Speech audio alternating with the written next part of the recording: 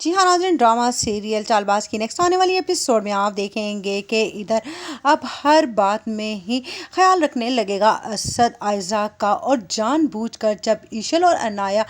कोई भी बात आयज़ा को बताए बगैर करेंगी तो उस पर असद उसकी तबीयत की ख़राबी की वजह से उसकी भूल जाने की आदत समझेगा, जिससे आयज़ा को बहुत ज़्यादा तकलीफ़ होगी और कहेगी ये दोनों मिलकर आखिरकार क्या करना चाहती हैं, क्योंकि इधर ईशल ने तो अपने साथ मिला लिया है अनाया को और इधर इनाया भी बदला लेना चाहती है। लेकिन इनाया हरगिज़ ये नहीं चाहती है कि आयज़ा के आने वाले बच्चे को नुकसान पहुंचे। उधर आप देखेंगे कि असद की ज़्यादा खुशियां देखकर उसका बाप भी बहुत ज़्यादा खुश होगा और कहेगा कि चलो इस घर में रौनकें आ जाएंगी और मुझे भी खेलने के लिए कोई नन्ही सी जान मिल जाएगी। जिस पर उधर आशिर कहता है ईशल से कि भाई की फैमिली तो मुकम्मल होने वाली है, अगर सोचो कि हमारे यहाँ भी औलाद की खुशी आ जाए तो तुम सोच नहीं सकती कि इस घर में बच्चों की चिल्कारियाँ किस कदर गूंजेंगी। जिस पर ईशल कहती है हाँ वो तो तुम ठीक कह रहे हो, लेकिन तुम जानते हो कि ये ना हो कि आयज़ा भाभी की तरह उनके बच्चे की भी हुक्मरानी ही चले, क्योंकि वो बड़ा होगा ना इस घर में। जिस पर आशिर कहेगा अभी भी तुम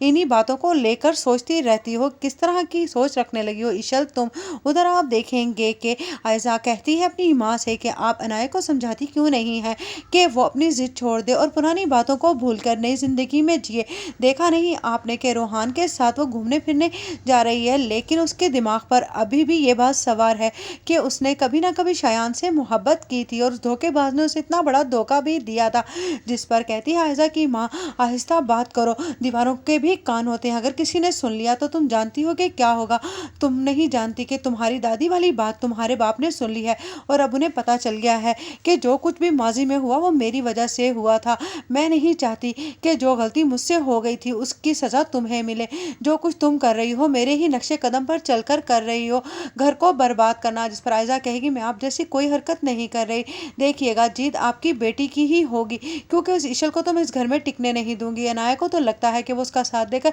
मेरे साथ कुछ बुरा करेगी, लेकिन वो बेवकूफ़ ये नहीं जानती कि जब तक ईशल इस घर में रहेगी